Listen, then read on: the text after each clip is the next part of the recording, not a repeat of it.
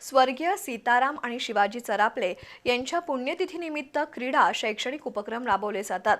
गेल्या कित्येक वर्षांपासून झालेल्या विविध उपक्रमातून परिसरातील विद्यार्थ्यांना प्रेरणा मिळत असल्याचं मान्यवरांनी सांगितलं।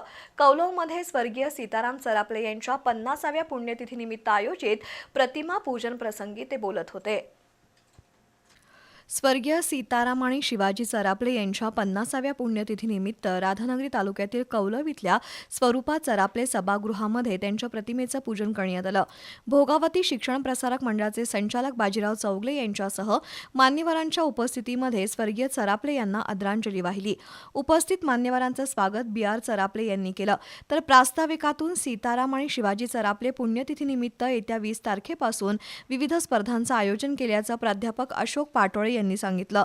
तर संभाजी पाटील यांनी आपल्या मनोगतातून सीताराम चरापले ट्रस्टच्या वतीनं झालेल्या स्पर्धा शालेय विद्यार्थ्यांसाठी प्रेरणादायी असल्याचं सांगितलं।